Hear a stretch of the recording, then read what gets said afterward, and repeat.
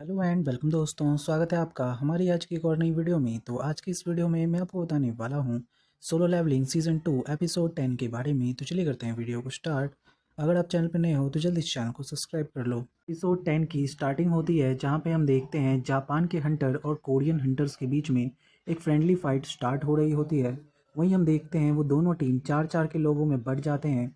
And वहीं पे जो जापान की टीम का लीडर होता है गोडो, वो ऊपर से खड़ा होकर इस फाइट को देख रहा होता है। जब जिन्बू उसको देखता है तो वो समझ जाता है कि गोडो केवल ये जानना चाहता है कि उसकी जो टीम है वो इस फाइट के लिए तैयार भी है या नहीं, कि वो इस जूजू हाईलैंड के मिशन पे जा सके। तभी हम देखते हैं कि वो दोनों टीम एक दूसरे के आमने सामने होती है और कोरियन टीम का जो माँ होता है, हंटर माँ, वो अपने शरीर के आकार को बढ़ा लेता है ताकि वो अच्छे से लड़ सके। तभी हम देखते हैं जो हंटर बीक होता है वो एक मास्क वाले हंटर से लड़ता है जो कि काफ़ी ज़्यादा वीक होता है। वहीं दूसरी ओर जो हंटर लिम होता है वो एक फुर्तीले हंटर से लड़ रहा होता है। वहीं दूसरी ओर हम देखते हैं जो लिम होता है वो एक ऐसा हंटर होता है जो हमेशा दूर से अटैक करता है। इसीलिए वो हमेशा अपने जो अपोनेंट होता है उससे दूर रहकर उसके ऊपर अटैक करने की कोशिश करता है, बट उसका जो अपोनेंट होता है वो बार बार उसके पास आकर उसके ऊपर हमला करने की कोशिश कर रहा होता है। वहीं दूसरी ओर जो हंटर माँ होता है वो अपनी पूरी ताकत का इस्तेमाल करके पूरी ज़मीन को तोड़ते हुए अपने अपोनेंट पे हमला कर रहा होता है। वहीं दूसरी ओर हम देखते हैं कि ऊपर से चो जिनजिन्बू को बताता है कि एक्चुअली ये जो स्टेडियम है ये ऐसे माना से बना है कि इसको तोड़ना नॉर्मल हंटर के लिए काफ़ी ज़्यादा मुश्किल है, बट हमें लगता है कि हमें इसको और बड़ा करना होगा इन एस रैंक हंटर्स के लिए। तभी हम देखते हैं दूसरी ओर जहाँ पर जो हंटर वीक होते हैं वो अपने एकदम से मॉन्स्टर के रूप में आ जाते हैं, यानी कि एक बीस्ट के रूप में, ताकि वो अच्छे से लड़ सके।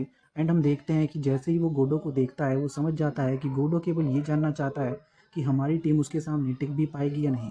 एंड वो कहता है कि ठीक है, अगर ऐसी बात है तो मैं अपनी तुम्हें पूरी पावर दिखाऊंगा। एंड हम देखते हैं हंटर बीक उसके ऊपर काफ़ी तगड़े अटैक के साथ हमला करता है। हम देखते हैं अगला सीन जहाँ पर केनाइट गिल्ड का जो आदमी होता है यानी कि लीडर, वो कह रहा होता है कि ये तो इतने ताकतवर है कि इनके सामने तो मैं ठहर भी नहीं पाऊंगा। तभी हम देखते हैं कि फ़ाइट काफ़ी ज़्यादा अच्छी चल रही होती है, बट अचानक से जो हंटर माँ होता है वो अपनी फ़ाइट हार जाता है। वहीं दूसरी ओर जो हंटर लिम होता है वो भी अपनी फ़ाइट हार जाता है और उन दोनों के अपोनेंट सीधा जाके बीक से लड़ना स्टार्ट कर देते हैं। और बीक भी उनसे कहता है कि हाँ, मैं तुम दोनों को हरा दूंगा। तभी हम देखते हैं वहाँ दूसरी ओर हंटर छा का सीन, जो कि अपनी अपोनेंट से काफ़ी ज़्यादा अच्छे से लड़ रही होती है। तभी हमें बताया जाता है कि हंटर छा को डांसिंग हंटर भी कहा जाता है, क्योंकि उनके जो मूव्स होते हैं वो सारे के सारे ऐसे होते हैं जैसे कि वो डांस कर रही हो। तभी हम देखते हैं कि हंटर छा अपने अपोनेंट को हराकर बीक की तरफ जाती है उसको मदद करने के लिए, बट तभी पीछे से उसके ऊपर एक मास्क वाला हंटर हमला कर देता है। और मिस छा को ये पहले से ही पता चल जाता है एंड वो उसके ऊपर तुरंत से 4-5 घूंसे मार देती है। और इस घूंसे लगने के बाद होता यह है कि उस हंटर का जो संतुलन है वो खो बैठता है अपने दिमाग का, और वो काफ़ी ज़्यादा गुस्से में आ जाता है और छा पे हमला करने लगता है। बट तभी हम देखते हैं कि जैसे ही जिन्बू उसको देखता है कि वो काफ़ी ज़्यादा गुस्से में है, जिन्बू बीच बचाव करने के लिए उनके पास जाता है एंड उस हंटर को रोकने की कोशिश करता है। बट वो हंटर जिन्बू पे ही हमला करने लगता है। ये देखकर जिन्बू उसको पीछे से पकड़ के नीचे गिरा देता है एंड उससे कहता है कि शांत रहो।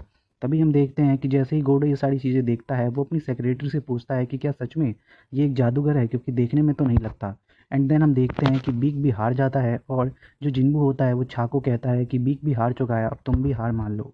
तभी हम देखते हैं अगला सीन जहाँ पर जो गोडो की सेक्रेटरी होती है वो जिन्बू से आके कहती है कि गोडो तुमसे लड़ना चाहता है और वो चाहता है कि तुम उससे लड़ो।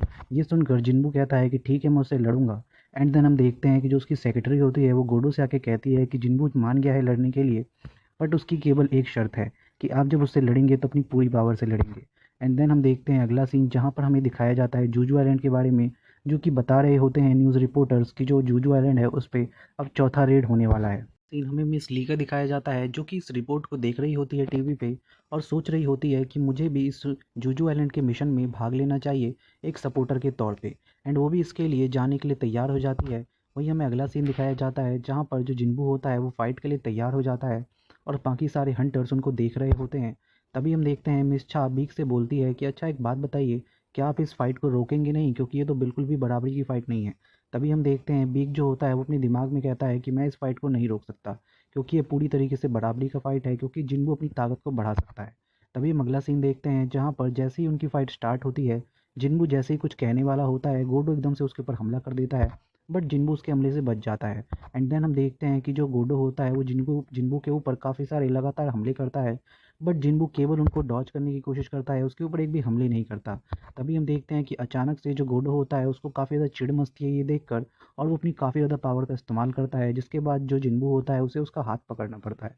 बट वो उसकी कलाई को नहीं पकड़ता ताकि गोडो हार ना जाए।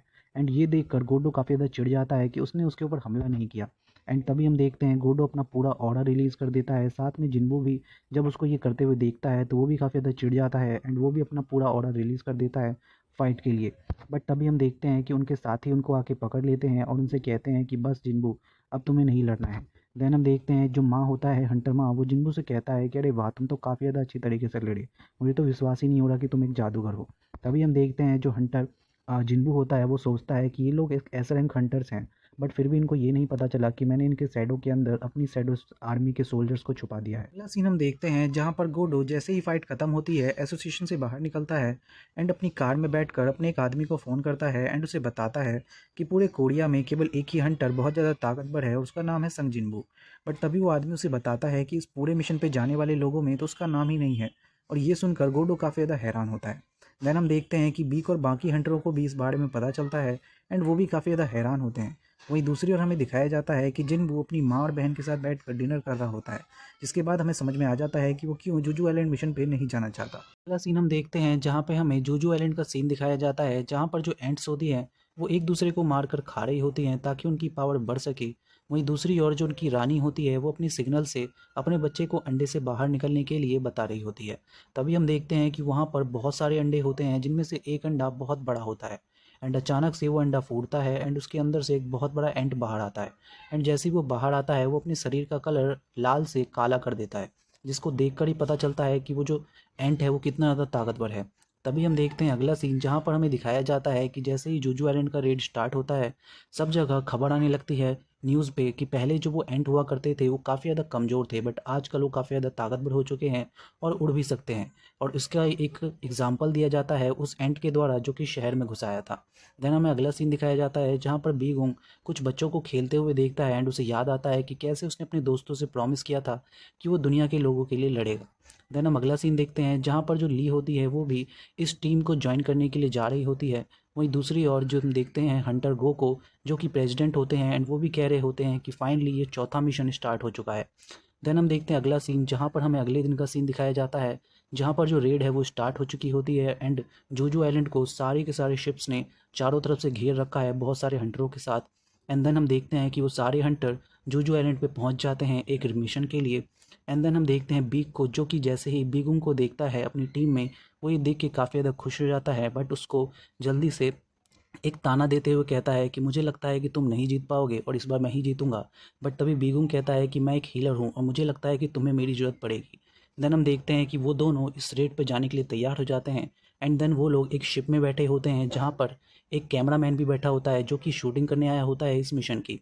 देन हम देखते हैं कि वो लोग बोलते हैं कि ये एक ए रैंक कैमरामैन है, तो ये पक्का आसानी से इन सभी एंड्स से निपट लेगा। देन हम देखते हैं अगला सीन जहाँ पे हमें गोडो दिखाया जाता है, जो कि जूजू आइलैंड के जो सिटी होती है उसके अंदर अपनी टीम के साथ होता है। वहीं दूसरी ओर हम देखते हैं जो एंट्स होते हैं वो जैसे ही देखते हैं कि सारे के सारे हंटर वहाँ पे आ चुके हैं, वो सब उस पर हमला करना स्टार्ट कर देते हैं। वहीं दूसरी ओर हम देखते हैं उस जहाज़ का सीन जहाँ पर सारे के सारे एस रैंक हंटर्स होते हैं कोरिया के, एंड वहीं पे चोजिंग अपनी जहाज़ के ढक्कन को यानी कि उसके दरवाजे को खोलता है, एंड वहाँ से कहता है कि जल्दी से तुम आगे चलो, मैं इसका सामना करता हूँ। एंड वो वहाँ पीछे से बहुत तगड़े आग के गोले फेंकता है उन एंट्स के ऊपर ताकि वो सारे मर सकें। बट हम देखते हैं कि उन एंट्स को कुछ नहीं हो रहा होता है। तभी चोजिंग कहता है कि अब मुझे अपना असली हमला करना होगा, एंड वो एक बहुत तगड़ा हमला करता है जिससे काफ़ी सारे एंट्स मर जाते हैं। देन हम अगला सीन देखते हैं जहाँ पर हंटर्स के साथ आए हुए शिप्स अपने सिग्नल के द्वारा उन एंट्स को कंफ्यूज कर रहे होते हैं ताकि वो रानी तक मदद ना पहुंचा सके। वहीं दूसरी ओर जापान के हंटर आइलैंड के बाहर से सारे के सारे एंट्स को मार रहे होते हैं। वहीं दूसरी ओर जो बाकी उनके हंटर्स होते हैं वो चोजिंग के अटैक को देखकर कह रहे होते हैं कि क्या सच में मैं इसके सामने टिक पाऊंगा अगर कभी मेरी इससे फाइट हो गई। वहीं दूसरी ओर हम देखते हैं कि चोजिन और उसकी बाकी की टीम उस गुफा के अंदर जाती है जहाँ पर रानी होती है, बट उस गुफा के अंदर भी काफ़ी सारे होल्स होते हैं, उनको नहीं पता चलता कि उन्हें किस गुफा में जाना चाहिए। एंड इसके लिए चोजिन अपने अटैक का इस्तेमाल करता है, एंड वो सबसे डीपेस्ट गुफा में जाते हैं। देन हम अगला सीन देखते हैं जिन्बू का, जो कि अपने घर पे कुछ क्विस्ट को पूरा कर रहा होता है, एंड वो सोचता है कि वो सभी एस रैंक हंटर्स हैं तो वो इस मिशन को ईजिली कंप्लीट कर लेंगे। देन हम देखते हैं कि वो सारे जितने भी कोरिया के हंटर्स होते हैं वो सभी एंट्स को मारते हुए अंदर तक पहुंचते हैं, जहां पर वो उस चैम्बर में पहुंचते हैं जहां पर सारे अंडे होते हैं। एंड जैसे ही वो वहाँ पे पहुंचते हैं वो देखते हैं कि एक बहुत बड़ा अंडा जिसके अंदर से एक एंट पहले ही निकल चुका है, जिसे देखकर सब घबरा जाते हैं क्योंकि उसके अंदर से एक ऐसा आड़ा होता है जिसे सब कोई महसूस कर पाता है। तभी हम देखते हैं दूसरी ओर, जहाँ पर जो जापान के हंटर होते हैं वो बैठ के मज़े कर रहे होते हैं, बट अचानक से वहाँ पर एक बहुत तगड़ा सा औड़ा दिखाई पड़ता है एंड उनमें से एक हंटर का सर गायब होता है। एंड हम देखते हैं एक अजीब सा औड़ा आता हुआ। एंड यहीं पे एपिसोड खत्म हो जाता है। So thank you so much for watching this video.